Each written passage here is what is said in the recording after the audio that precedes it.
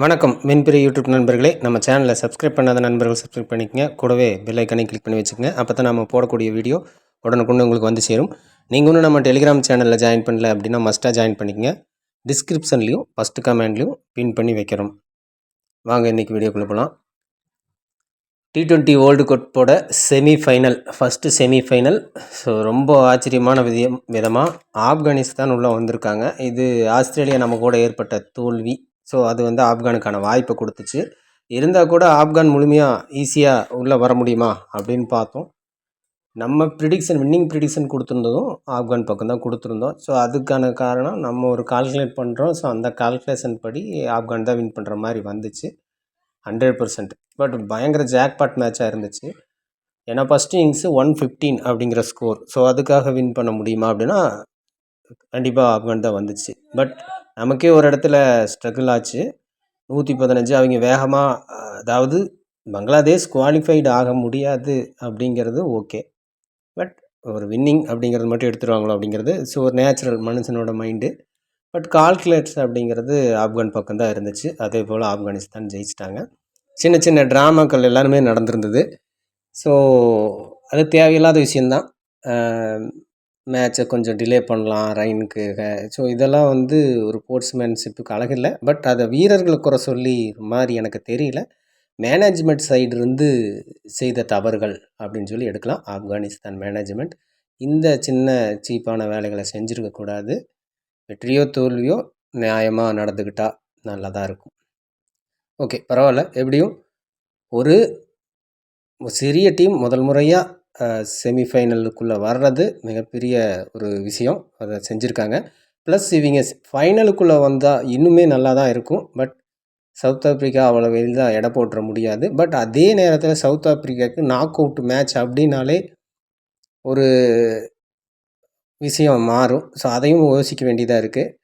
But ரெண்டு வகையாக யோசிக்கலாம். சவுத் ஆப்ரிக்கா முதல் முறையாக ஃபைனலுக்கு வர்றதுக்கான ஒரு வாய்ப்பு அப்படிங்கிறதும் இங்கே ஏற்பட்டிருக்கு. இல்லைன்னா முதல் முறையாக ஒரு சிறிய அணி இது வரைக்கும் எதிர்பார்க்கப்படாத ஒரு அணி ஃபைனலில் அப்படிங்கிற ரெண்டு மிகப்பெரிய விஷயம் நடக்க வாய்ப்பு இருக்குது இந்த T20 வேர்ல்டு கப். அந்த மாதிரியான ஒரு சுச்சுவேஷனை ஏற்படுத்தியிருக்கு. என்ன நடக்குதுன்னு பார்ப்போம் வாங்க. சவுத் ஆப்ரிக்கா ஆப்கானிஸ்தான் இடையில் நடக்குது. Brian Lara cricket stadium Dabora டிரிபாண்டில் இந்த மேட்ச் நடக்குது. ஸோ இங்கே டோட்டலாக 8 மேட்சஸ் நடந்திருக்கு. பேட்டிங் ஃபஸ்ட்டு 4 முறையும், பேட்டிங் செகண்டு 4 முறையும் வின் பண்ணிக்குது. ரெண்டுமே ஈக்குவல் தான். Average first innings score 138, high score 267. மிகப்பெரிய ஸ்கோர் வந்திருக்கிறதும் இங்கே நடந்திருக்கு. லோ ஸ்கோராக 40 ரன்னுக்கு 10 யுகாண்டா. அது லோ டீம். ஸோ அதனால் அந்த மாதிரி ஸ்கோர் வந்திருக்கு. ஸ்கோரிங் பேட்டர்னை பொறுத்த வரைக்கும் 150 பிலோவில் 6 முறையும், ஸோ மற்ற ப்ராசஸில் ஸ்கோர் வரல. 190 எபோவில் 2 முறையும் வந்திருக்கு. ஸோ அப்போ இந்த கிரவுண்டு என்ன மாதிரியான விஷயத்தை தருது அப்படின்னா mostly low scoring track use பண்ணுறாங்க. பட் இந்த சின்ன டீம் பெரிய டீம் விளையாடும் போதோ ஸோ அல்லது சின்னதாக ஒரு பேட்டிங்க்கு சப்போர்ட் இருக்கிற மாதிரி ட்ராக்கை கொடுக்கும்போது நல்ல ஸ்கோர் அப்படிங்கிறதும் வருது. அண்டர்ஸ்டாண்டபிளாக ஆன் டைமில் பிச்சை கணிச்சிட முடியும் அப்படிங்கிறது தான் இங்கே ரிசல்ட்டு. ஸோ ட்ராக்கை பார்த்துக்கலாம். யார் ஃபஸ்ட்டு பேட்டிங் செகண்ட் பேட்டிங் அப்படிங்கிறதும் பார்த்துக்கலாம். டவுன் ட்ராக்காக கொடுத்து சவுத் ஆப்ரிக்கா ஃபஸ்ட்டு பேட்டிங் அப்படிங்கிற மாதிரி இருந்தால் ஒரு 150 அந்த ரேஞ்சுக்கு வர வாய்ப்பு இருக்கும். இல்லை அப்படிங்கிற பட்சத்தில் ஸோ இங்கே பேட்டிங் ட்ராக்காக கொடுக்கும்போது ரெண்டு டீமுமே நல்லா ஸ்கோர் பண்ண வாய்ப்பு இருக்கும். அப்படி எடுத்துக்கலாம். ஓகேங்களா? ஓகே, இது பார்த்துக்குங்க. அடுத்தது கிரிடிட் அமைப்பில் பார்த்துக்கலாம். இந்த கிரிடிட் அமைப்பில் சில விஷயங்கள் நீங்கள் நோட்டீஸ் பண்ணியே ஆகணும் கம்பல்சரி. அதாவது ஒரு 2-3 மேட்ச்சுக்கு முன்னாடி சொல்லியிருந்தோம். அப்போ வந்து இந்த மாதிரி டைப்பில் வீடியோ போடலன்னு நினைக்கிறேன்.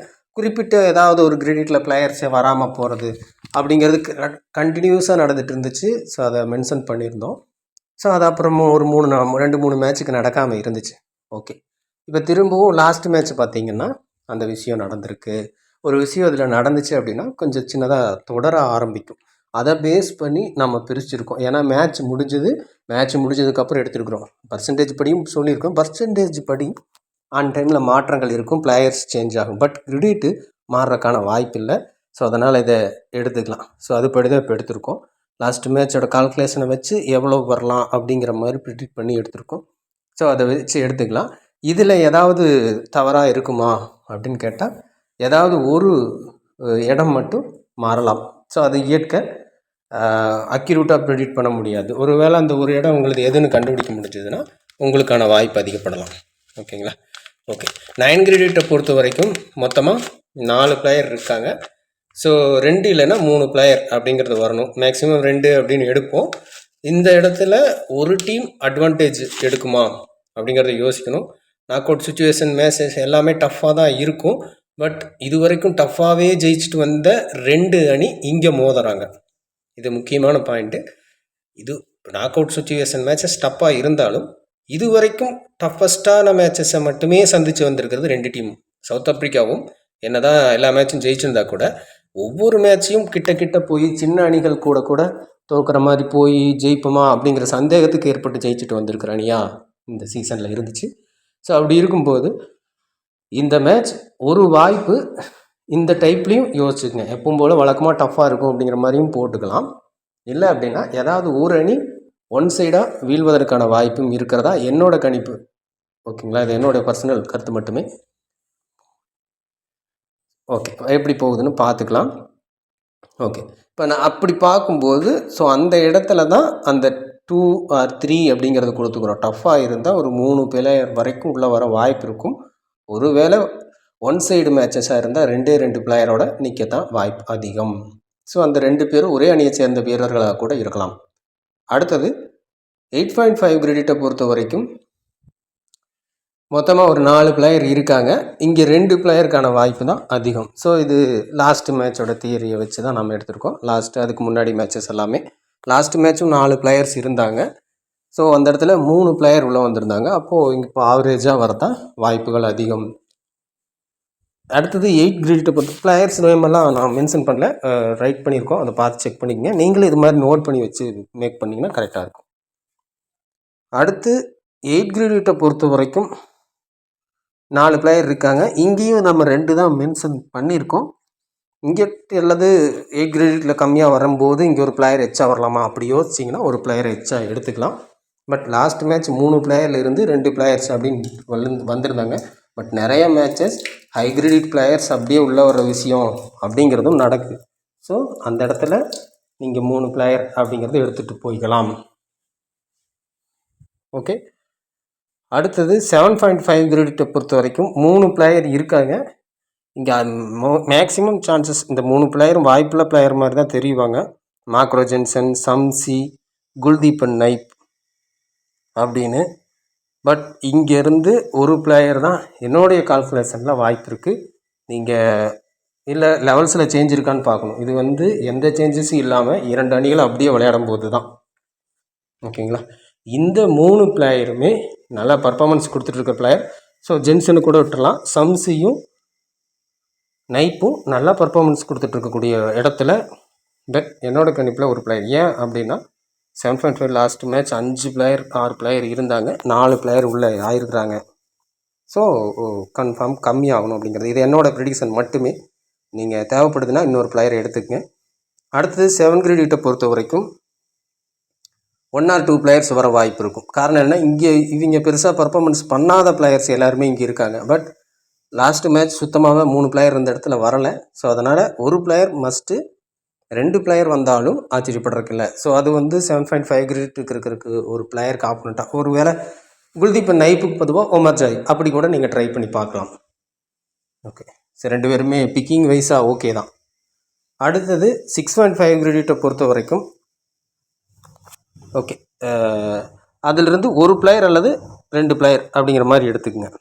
ஸோ இப்போ பர்சன்டேஜை பார்த்துக்கலாம். ஃபோட்டோவை ஃபிக்ஸ் பண்ணி வச்சுருந்தோம். ஸோ அதனால் கொஞ்சம் லேட் பண்ணிட்டேன். பர்சன்டேஜ் வைஸாக 75 to 100 அப்படிங்கிற இடத்துல மொத்தமாக 6 பிளேயர் இருக்காங்க. இது இப்போதைக்கு எடுத்துகிட்டு இருக்கக்கூடிய அமைப்பு. ஓகேங்களா? இது இப்போதைக்கு எடுத்துருக்கக்கூடிய அமைப்பு தான். பர்சன்டேஜ் கண்டிப்பாக மாறும். ஸோ இப்போ மாறும்போது அதுக்கு தகுந்த மாதிரி நீங்கள் ப்ரெடிக்ட் பண்ணுறது பெட்டரான விஷயமா இருக்கும்.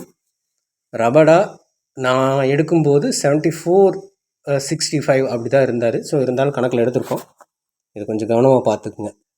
இதில் 3 or 4 அப்படிங்கிறது சொல்லியிருக்கோம். 6 பிளேயர் இருந்தால் 3 or 4, 5 பிளேயர் தான் இருக்கிறாங்கன்னா 3 பிளேயரோடையே நிறுத்திக்கிறது பெட்டரான ஆப்ஷன். ஓகேங்களா? ஸோ அதை அப்படி பார்த்துக்குங்க. 50 to 75 பொறுத்த வரைக்கும் ஒரு 4 பிளேயர் இருக்காங்க. மினிமம் 2 பிளேயருக்காவது வாய்ப்பு கொடுக்கணும். ஸோ கண்டிப்பாக எடுத்துருவீங்க. 2 பிளேயருக்கு மேலேயே இங்கே எடுப்பீங்க. பட் 3 பிளேயரை தாண்டி இங்கே எடுத்துட வேண்டாம். கொஞ்சம் கவனமாக பார்த்துக்குங்க. மொத்தம் 4 பிளேயரில் ஒரு பிளேயர் ஃப்ளாப் ஆகணும். அந்த மாதிரி கணக்கு வச்சுக்கோங்க. மினிமம் ஒரு பிளேயராவது ஃப்ளாப் ஆக சான்சஸ் இருக்கும். 25 to 50 மேக்ஸிமம் இந்த வேர்ல்டு கப் ஃபுல்லாகவே 25 to 50 பிளேயர்ஸ் இல்லாமல் இருந்தாங்க. பட் இந்த மேட்ச்சு நிறைய பிளேயர்ஸ் இருக்காங்க. கம்பல்சரி இங்கேருந்து பிளேயர்ஸ் வரணும். ஸோ மேட்ச்சு ஸ்டஃப்பாக அந்த மாதிரி மூவ் ஆகக்கூட சான்ஸ் இருக்கும். இந்த குல்தீப் நைப்புக்கு பொதுவாக உமர்ஜாய் ட்ரை பண்ணலாம் அப்படிங்கிற இடத்துலையும் இந்த இடத்துல பார்த்தீங்கன்னா இவர் தான் சிங்கிள். ஸோ இதே போல் நீடித்தா ஒரு மஸ்ட் பிக் பிளேயராக இருக்கவும் சான்சஸ் இருக்குது. ஓகேங்களா? மினிமம் 3 பிளேயராவது இங்கிருந்து எடுக்கணும். ஓகேங்களா? ஸோ கம்பல்சரி இதில் Maharaj, Jansen, Miller, Stubbs middle order batter தான். சவுத் ஆஃப்ரிக்காவோட மிடில் ஆர்டர் தான் இருக்காங்க. பட் வாய்ப்புகள் அதிகம் உள்ள இடமா இந்த இடம் இருக்குது. இது கொஞ்சம் எடுத்துக்கங்க. அடுத்தது 0 to 25 மொத்தமாக 5 பிளேயர் இருக்காங்க. மினிமம் 2 பிளேயராவது நீங்கள் ஃபிட் பண்ணணும். ஸோ வர்றதுக்கான வாய்ப்பு இருக்கும். இதில் இதே போல் பிக்கிங் இருந்தால் ஒரு வேளை 25 to 50 பிளேயர்ஸ் பொறுத்த வரைக்கும் சவுத் ஆஃப்ரிக்காவில் குறைவான பேட்டர்ஸ் வரல, பவுலர்ஸாக வந்துட்டாங்க அப்படிங்கிற பட்சத்தில் இங்கே ரீசாகன் ட்ரிக்ஸ் இதுதான் நீங்கள் யோசித்து எடுக்க வேண்டிய இடம். அதாவது 25 to 50 கிளாஸ் அண்ட் ஸ்டப்ஸ் மில்லரை மிஸ் பண்ணுறீங்க. பட் மாக்ரோ ஜென்சன், மகாராஜ், சம்சி மாதிரி பிளேயர்ஸ் எடுக்கிறீங்க அப்படின்னா இந்த இடத்துல ரீசாகன் ட்ரிக்ஸ் மஸ்ட்டாக எடுக்கிற மாதிரி வரும். இதே மாதிரி பர்சன்டேஜ் இருக்கும் பட்சத்தில் கொஞ்சம் மாறும்போது அதுக்கு தகுந்த மாதிரி இவ்வளோ நாளாக நம்ம வீடியோ பார்க்குறீங்க இல்லையா, அந்த ப்ரிடிக்ஷன் எப்படி இப்போ எடுக்கிறோம் அப்படிங்கிறத பார்த்து கொஞ்சம் உள்ளே வச்சுக்கோங்க. அந்த 1-2 பிளேயர்ஸ் லோ பிக்கில் உங்களுக்கு கரெக்டாக கிடைக்க வாய்ப்புகள் ஏற்படும். ஓகேங்களா? ஸோ மினிமம் 2 பிளேயராவது எடுக்கணும். அப்போது ஆப்கானிஸ்தானை பொறுத்த வரைக்கும் மினிமம் ஒரு பிளேயர் எடுக்கணும். நபி, என் அகமது, கரீம் ஜனட், என் கரோட்டி இதில் யாராவது ஒருத்தர். என் கரோட்டிக்கான வாய்ப்பு அதிகமாக தர்றதில்லை. ஸோ அந்த இடத்துல தான் யோசிக்க வேண்டியதாக இருக்குது. மற்ற 3 பிளேயரும் வாய்ப்புள்ள இடத்துல இருக்கிறாங்க. கரீம் ஜனட் ஓவர் தர்றதில்லை. ப்ளஸ் கேட்டகரி சேஞ்ச் பண்ணியிருக்கிறாங்க. இந்த மாதிரி கேட்டகரி சேஞ்ச் பண்ணும்போது நம்ம மிஸ் பண்ணி தான் போவோம். அப்போது நபி என்ன கம்மதில் ஏதாவது ஒரு பிளேயர் அப்படிங்கிற மாதிரி எடுத்துக்கலாம். இது என்னோடய ப்ரெடிக்ஷன். ஓகேங்களா? உங்கள் இதில் பர்சன்டேஜ் மாறும்போது கொஞ்சமாக மாற்றி வச்சுக்கோங்க. இந்த 2 பிளேயரில் ஏதாவது ஒரு பிளேயராவது மினிமம் வர சான்சஸ் இருக்கும் அப்படின்னு பார்க்கலாம். ஸோ கேப்டன் பாசிபிலிட்டி அப்படிங்கிறது நம்ம பிளேயர்ஸாக இதுக்கு எடுக்கல. ஏன்னா பர்சன்டேஜ் நிறையா சேஞ்சஸ் ஆக வாய்ப்பு இருக்குது. ஸோ அதில் மாறும். இப்போதைக்கு பவுலர்ஸ் அல்லது பேட்டர்ஸ் இவங்க யாராவது கேப்டன்ஸ் வர சான்சஸ் அதிகமாக இருக்கும். ஸோ அவங்கள யூஸ் பண்ணி பார்க்கலாம். ஸோ ட்ராக்கை பொறுத்து பேஸ் பண்ணி எடுத்துக்கோங்க. மிடில் யூஸ் பண்ணுறீங்கன்னா ஆல்ரவுண்டரில் நல்லா பவுலராக இருக்கார், 4 ஓவர் பவுலராக இருக்கார் அப்படிங்கிற மாதிரி இருந்தால் அவரையும் நீங்கள் யூஸ் பண்ணி பார்க்கலாம். ஓகேங்களா?